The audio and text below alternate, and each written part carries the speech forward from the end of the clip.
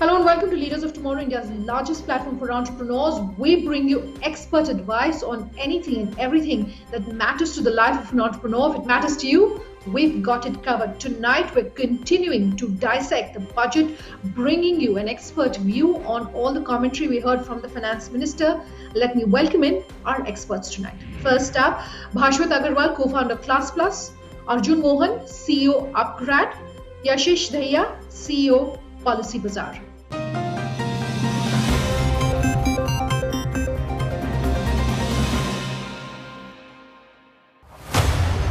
Provided 35,000 crores.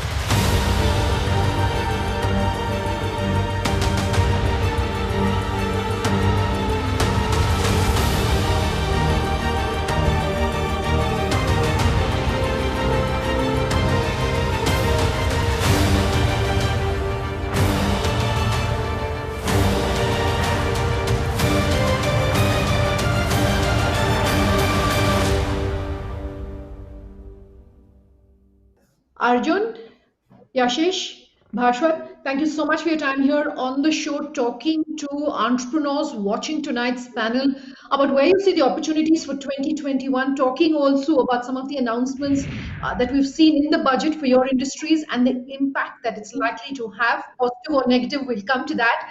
But let's kick off today's panel by first discussing what, according to you, was the headline in the announcement by the finance minister. Yashish, let me come to you first. I think it was a very positive budget. At the core of it was development of infrastructure, investment in infrastructure, investment in healthcare, investment in education, investment in R&D, investment in development, investment in the manufacturing sector. So I think at the core of it, it was a very positive budget. There were very few frills around it. There was no enhancement in tax. There was, of course, focus on compliance, reduction of any fraudulent element, and there was an emphasis on convenience for, especially for the elderly. I think that is exactly the direction our country should be taking. And so I felt fairly positive about the budget. Okay. Arjun? Yeah, so it was a back to business budget. I would say fairly unconventional, but then the times we live in required the government to be unconventional. So that way you can't call it unconventional. The fact that they were okay with keeping such a huge deficit was very interesting, was the need of the hour. Was few of the things which I found interesting was one that lot of unification happened in the education sector. There's clarity on the regulation part of it. Very, like follow through on the NEP part was interesting. First time the NEP was declared in the last budget, and there was some follow through actions on it. Was disappointing to see education outlay going down, but in the sense it was a clarified point that for higher education, which has been the focus of this government for some time, the allocation will continue to be high. So these, in my mind, or in my view, have been the key points. Bhaswat? I think the overall impact on infrastructure, research, education, healthcare, there's been significant announcements there. I think from an education perspective, the whole clarity on implementation of NEP, 15,000 model schools being set up, and the further implementation which would happen next year, that gives a lot of clarity in terms of how NEP will be implemented going forward. So those are the two key headlines for me from the budget of this year. Let's break this down then and talk specifically about 2021. Pandemic is thankfully behind us, and we are now looking at opportunities really coming back, something that the finance minister referred to in her budget. Of the 6 pillars, she did mention growth. This is a budget for health and a budget for growth. So speaking of growth, if the three of you can talk to our entrepreneurs about where you see the biggest opportunity really for them in 2021, one thing that you want to pick on and tell them that this is how you need to prepare for that growth really coming back into the ecosystem, into the economy, where would you like to start? I know it's a broad question, but Arjun, if I can come to you first on this, one opportunity you want to pick for entrepreneurs and your advice on how they should be prepared for it. Yeah, so one part which is very clear from the budget is it's fundamentally saying that government will do a lot of investment, there will be growth, and hence opportunities for everyone.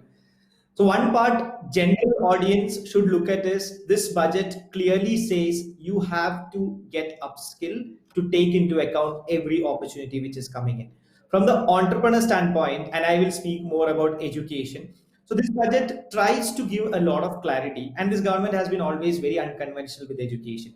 They are focused on the fact that the GER ratios, the gross enrollment ratios of the country should go up. Higher education should get more focused, and there has been measures where they followed through on the same. So that part is getting very clear. The government is clear that it's not about setting up a lot of university building, but the solution is online. So if you are an entrepreneur in the education industry who is looking ahead, one part is clear. Whatever you learned through the pandemic of doing education online, that focus is gonna continue on and on and on. The only exception was the announcement of the Central University in Ladakh Union Territory, which I would say was a political statement more than anything. Other than that, it was all about taking education online and how we can get to everyone, modernizing schools through tech, so on and so forth. So this will be my advice: focus on tech, focus on taking it online. I think from education, I can speak from an education perspective.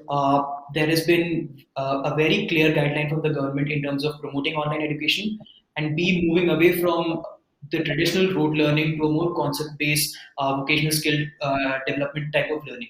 I think every education entrepreneur should get an opportunity now to really disrupt the market, really make headways, and in terms of making clear impact on student learning through these two areas of focus. So those will be my advice for any education entrepreneur.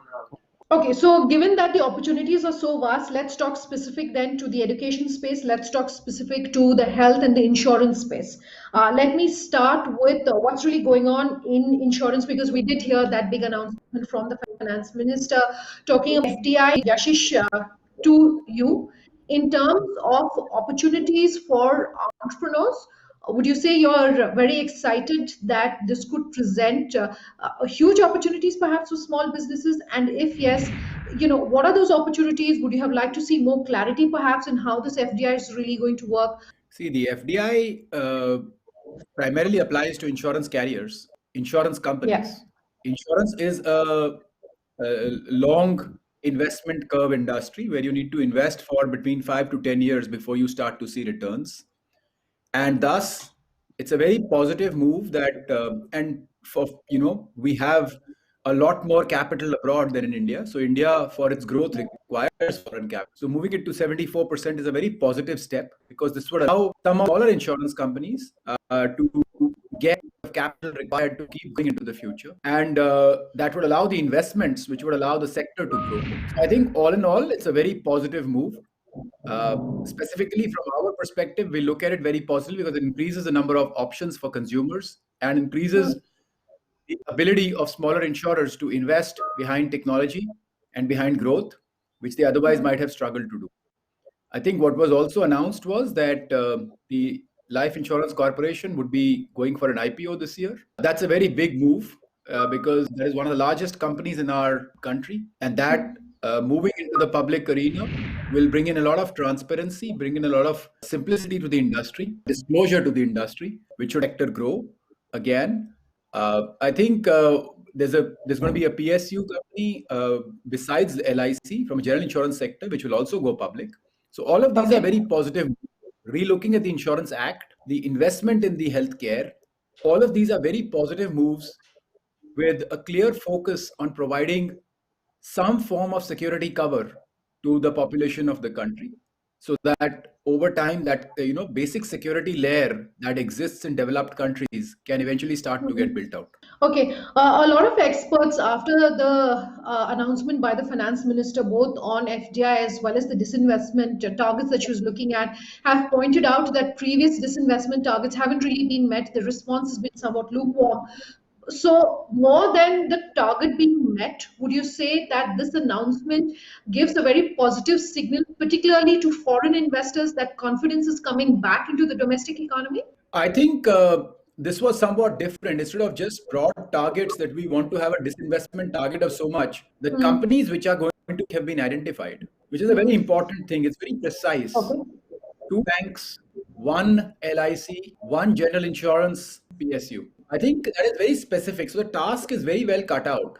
We will come back and talk about some of the other specifics to the insurance space, but let's talk ed tech in the announcements on education, not necessarily in the budget, but we've heard the big headline as far as the NEP is concerned, to both Arjun as well as to Bhaswat. I do want to understand from you, are you excited about the opportunities that the implementation of the NEP is really going to mean for entrepreneurs like yourself, for small businesses in the education space in the country? Bhaswat, let me give you the chance to respond first.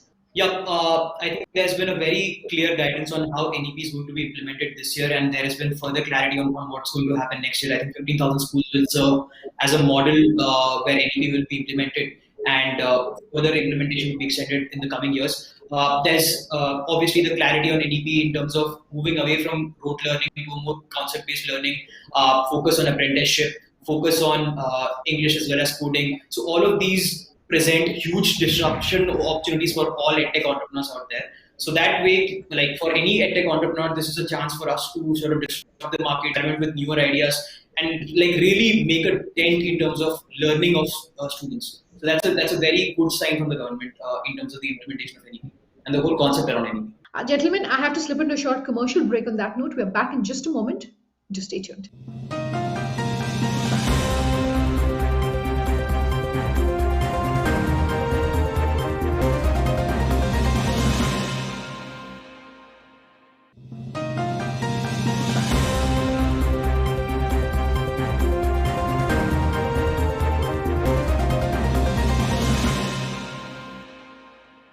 Welcome back with us here on Leaders of Tomorrow, and tonight we are continuing our budget edition special series.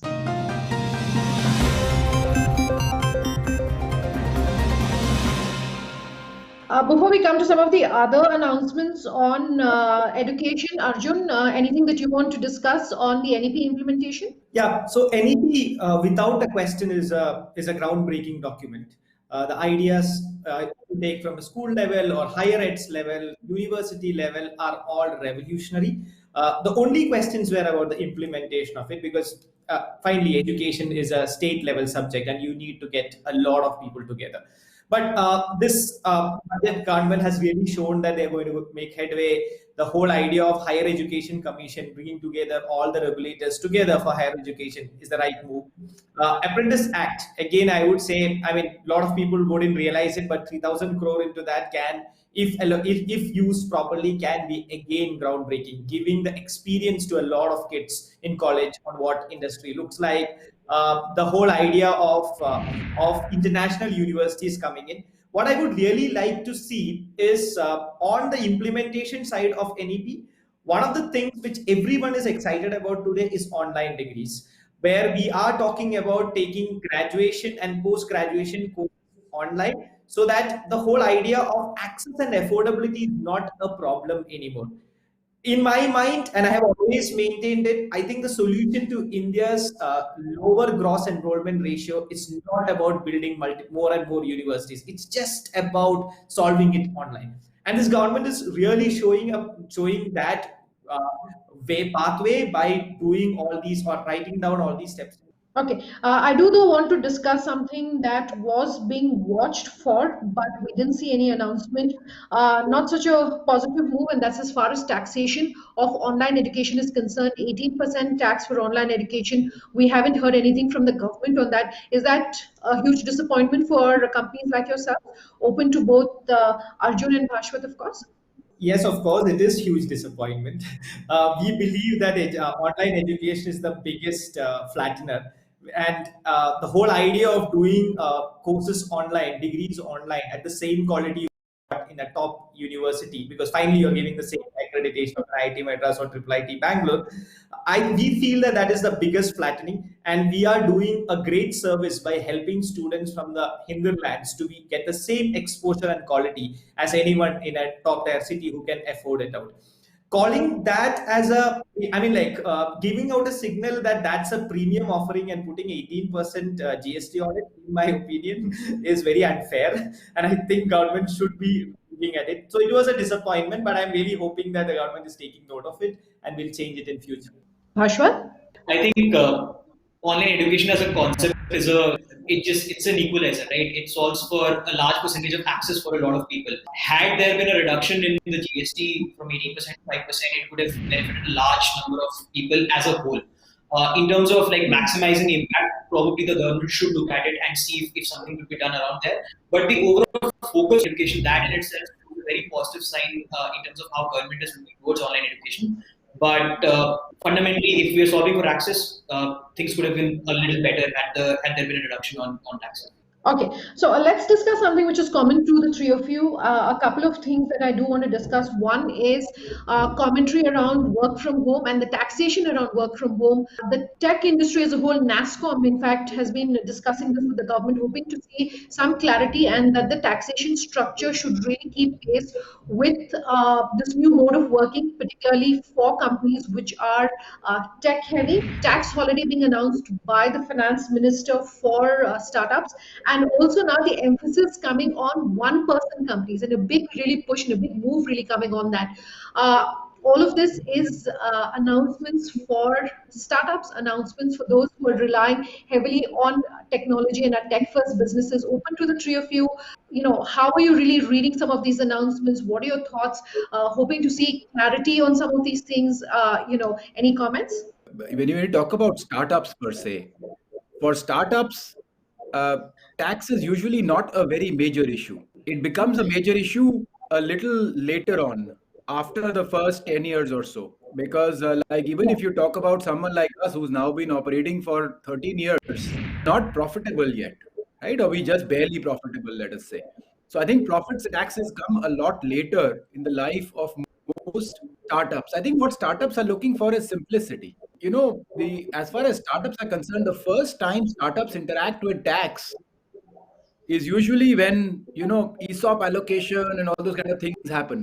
Many, Yeah, companies that never happens, but for those that happens, like, just to put it very simply, I will lose about one third of my shares just to get my shares, yeah, because I have to pay taxes yeah. when I exercise my stock, not when I get my money for those stock. And that's a very big impact, specifically when you want startup founders to have control on their companies way into the future. Right? We talk about in India, startup founders sell their companies very quickly and they get out. And if we reduce startup founders equity to two-thirds just because they take their own stock, I think that starts to hurt really badly. Yeah, taxation on ESOP Uh, impact is also something NASSCOM was hoping to hear clarity Yeah, from the the other things on FM. taxation, I think, some areas which we need development in. Life insurance is taxed at 18%, health insurance is taxed at 18%, and online education is taxed 18%. These are areas that to grow, right? These small areas that we all want to grow. So I think yes, some areas maybe, but one cannot. I think it's as a macro budget, the government has to be positive. I think some of these minor matters, they're minor from a government point of view. They may be major for me, but from a government point of Yeah. view, they're quite minor. I think at the right time, and one doesn't have to wait for a budget, right? Hopefully, these things can keep happening during the course of the year. I very briefly want to take my last question, my closing comments with the three of you. On a scale of 1 to 10, if you could give us a number as to how you would rate the budget, how highly or poorly would you perhaps want to rate it? Let me come to you perhaps first, Bhaswat. I think rating is not a really right way of expressing how we feel about the budget. I think the overall impact of the budget is yet to be seen.